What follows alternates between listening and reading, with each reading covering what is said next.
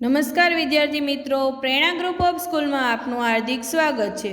ધોરણ 2 આજનો આપણો વિષય છે કલર। પ્રશ્ન 18 વાંચો, સુંદર અક્ષરે લખો અને રૂ ફરતે ગોળ કરો। હવે અહીંયા જો તમને 5 પ્રશ્નો છે, 1 2 3 4 અને એક અહીંયા પાછળ એવા 5 પ્રશ્નો આપેલા છે। એમાં તમારે શું કરવાનું છે કે અહીંયા જે વાક્ય આપ્યા છે ને જોઈ જોઈને તમારે સામે વાક્ય લખવાના છે। અને અહીંયા સૂચનામાં તમને અલગ અલગ શબ્દ આપેલા હશે, રૂ, ત્ર, શ અને રૂ। એ અક્ષર ફરતે તમારે શું કરવાનું છે, એ વાક્ય લખવાનું ને વાક્યમાં એ અક્ષર આવતો હોય એના ફરતે તમારે ગોળ કરવાનું છે। જો પહેલું વાક્ય છે ઋષભ વાંચે છે, તો એ વાક્ય જોઈ જોઈને લખવાનું, ઋષભ વાંચે છે, પણ પછી રૂ ફરતે શું કરવાનું, ગોળ કરવાનું। વ્યવસ્થિત પેન્સિલથી તમારે રૂ ફરતે ગોળ કરવાનું। પછી છે આ ઋગ્વેદ છે, તો અહીંયા તમારે ઋગ્વેદ છે એવું લખવાનું, પછી આની ફરતે શું કરવાનું, ગોળ કરવાનું છે। એવી જ રીતના બધા વાક્યો તમારે વાંચી અને બાજુમાં લખવાના છે। અને સૂચનામાં જે અક્ષર આપેલો છે એ અક્ષર ફરતે તમારે ગોળ કરવાનું છે। અહીંયા જો તમને મેં બધા વાક્યો લખીને બતાવેલા છે અને કયા વાક્ય ઉપર ગોળ, કયા શબ્દ ઉપર ગોળ કરવું એ તમને સૂચનામાં આપેલું છે। તો આખું પેજ તમારે જાતે લખવાનું છે, જોઈ જોઈને વાક્યો, અને સૂચનામાં આપેલા અક્ષર ફરતે ગોળ કરવાનું છે। આગળ આપણે જે આગળના પ્રશ્નમાં જોયું એ જ રીતના અહીંયા પણ આ વાક્ય તમારે જે આપેલા છે એ જોઈ જોઈને લખવાના અને સૂચનામાં આપેલા અક્ષર ફરતે ગોળ કરવાનું છે। આગળનો પ્રશ્ન નંબર 23, ફકરો વાંચો, સમજો અને નીચેના વાક્યો સુધારીને લખો। એમાં પહેલું છે રૂપાલી અને ઋત્વિક બંને ગયા બગીચામાં, બંને બાકડે બેઠા, બંને પાકા મિત્ર, બગીચામાં લીલાછમ વૃક્ષો પર રૂપાળા પક્ષીઓ, રૂપાલીના માથા પર અચાનક ટપ દઈને કંઈક પડ્યું, ઋત્વિકે ઉપર જોયું અને હસ્યો, ત્યાં તેમના શિક્ષક આવ્યા, રૂપાલીને રૂમાલ આપીને ખડખડાટ હસ્યા, શિક્ષક સામે જોઈને રૂપાલી અને ઋત્વિક પણ ખૂબ હસ્યા। હવે જો અહીંયા તમને શું કીધું છે કે આ પેરેગ્રાફ જે ફકરો આપેલો છે તમારે પહેલાં ધ્યાનથી વાંચવાનો, અને નીચે જે તમને 1 થી 8 સવાલ આપેલા છે એ સવાલમાં તમને વાક્યો જે લખ્યા છે એ વાક્યો ખોટા છે, એ વાક્યને સુધારીને તમારે સાચા વાક્યો ફકરા ઉપરથી લખવાના છે। તો જોઈએ એમાં પહેલો સવાલ છે રૂપાલી અને શિક્ષક બાકડા પર બેઠા, તો આ વાક્ય ખોટું છે। વાક્ય શું સાચું વાક્ય આવે છે તો કે રૂપાલી અને ઋત્વિક બાકડા પર બેઠા। તો જવાબમાં અહીંયા શું લખશું, રૂપાલી અને ઋત્વિક બાકડા પર બેઠા। બીજું વાક્ય શું છે, ઋત્વિકના માથા પર ટપ દઈને કંઈક પડ્યું, તો આ વાક્ય કેવું છે, ખોટું। કોના માથા ઉપર પડ્યું હતું તો કે રૂપાલીના માથા પર અચાનક ટપ દઈને કંઈક પડ્યું। ત્રીજું વાક્ય રૂપાલી અને ઋત્વિક પાકા મિત્ર, તો આ વાક્ય શું આવશે, બંને પાકા મિત્ર। ચોથું વાક્ય રૂપાલીનો રૂમાલ ખડખડાટ હસ્યો, તો આ વાક્ય કેવું છે, ખોટું। કોણ ખડખડાટ હસ્યું હતું તો કે રૂપાલીને રૂમાલ આપી સર ખડખડાટ હસ્યા। પાંચમું, પક્ષી સામે જોઈને રૂપાલી અને ઋત્વિક હસ્યા, તો જવાબમાં શું આવશે, શિક્ષક સામે જોઈને રૂપાલી અને ઋત્વિક હસ્યા। છઠ્ઠો સવાલ, શાળામાં લીલાછમ વૃક્ષો હતા, તો વાક્ય શું બનશે, બગીચામાં લીલાછમ વૃક્ષો હતા।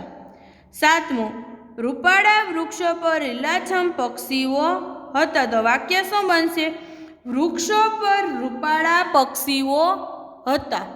આઠમું, બગીચામાં તેમના શિક્ષક આવ્યા, તો જવાબમાં શું આવશે, ત્યાં તેમના શિક્ષક આવ્યા। એવી જ અહીંયા વાક્યો આપેલા છે જે તમને ખોટા આપ્યા છે એના ઉપરથી તમારે સાચા વાક્ય બનાવીને જવાબ લખવાના છે। આગળ, રીનાએ ચિત્ર દોર્યું, ચિત્રમાં નાનું ઘર હતું, ઘરની બાજુમાં એક ઝાડ હતું, ઝાડ નીચે સફેદ ફૂલો પડ્યા હતા, ચારે બાજુ પહાડો હતા, પહાડ પર ઊંચા ઊંચા વૃક્ષો હતા, પહાડોની વચ્ચેથી નદી પસાર થતી હતી, નદીનું પાણી ખડખડ વહેતું હતું, આકાશમાં પક્ષીઓ ઉડતા હતા, આકાશમાં વાદળો હતા અને વાદળોની વચ્ચે સૂરજદાદા દેખાતા હતા. અહીંયા આપણે ફકરો વાંચ્યો. હવે એના ઉપરથી સાચા વાક્યો લખવાના છે. તો પહેલો વાક્ય છે રીનાના ચિત્રમાં મોટું ઘર હતું. તો આ વાક્ય ખોટું છે. રીનાના ચિત્રમાં કેવું ઘર હતું? તો કે રીનાના ચિત્રમાં નાનું ઘર હતું. બીજું, ઝાડ નીચે લીલા પાંદડા પડ્યા હતા. તો જવાબ શું આવશે? ઝાડ નીચે સફેદ ફૂલો પડ્યા હતા. આગળનું વાક્ય, ચારે બાજુ નદી હતી. તો આ વાક્ય કેવું છે? ખોટું. ચારે બાજુ શું હતું? તો કે ચારે બાજુ પહાડો હતા. ચોથું, નદી વચ્ચે ઊંચા ઊંચા પહાડો હતા. તો આ વાક્ય કેવું છે? ખોટું. તો કે પહાડ પર ઊંચા ઊંચા વૃક્ષો હતા. પાંચમું, પહાડોનું પાણી ખડખડ વહેતું હતું. તો આ વાક્ય કેવું છે? ખોટું. સાચું વાક્ય શું બનશે? નદીનું પાણી ખડખડ વહેતું હતું. છઠ્ઠું વાક્ય, પક્ષીઓની વચ્ચેથી સૂરજદાદા દેખાતા હતા. તો જવાબ શું આવશે? વાદળોની વચ્ચેથી સૂરજદાદા દેખાતા હતા. હવે જો આગળનો પ્રશ્ન, કોને શું મળશે તે જોડો. અહીંયા જો તમને કૂતરો, બિલાડી, ગાય અને છોકરાનું ચિત્ર આપેલું છે અને અહીંયા જો તમને માંસનો ટુકડો, હાડકાનો ટુકડો, દૂધ, ઘાસ અને ચોકલેટ આપ્યા છે. અહીંયા જે ચિત્ર આપ્યા છે એને તમારે વ્યવસ્થિત રસ્તો બતાવી અને ચિત્ર સાથે જોડવાનું છે. તો આપણે પહેલાં શું લઈએ? કૂતરો.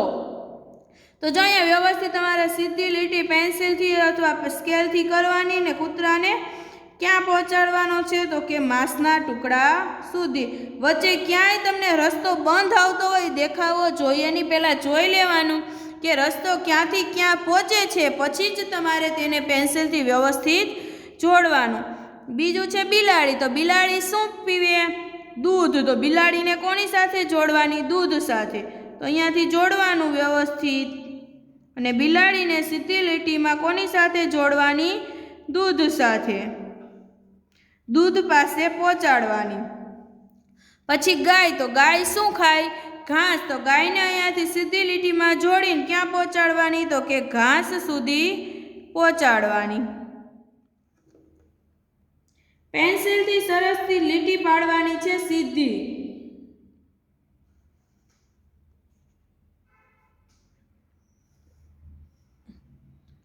અને છેલ્લું છે છોકરાનું ચિત્ર આપ્યું. તો છોકરો શું ખાય? ચોકલેટ. તો એને આપણે સીધી લીટીમાં ક્યાં પહોંચાડવાનો છે? ચોકલેટ સુધી.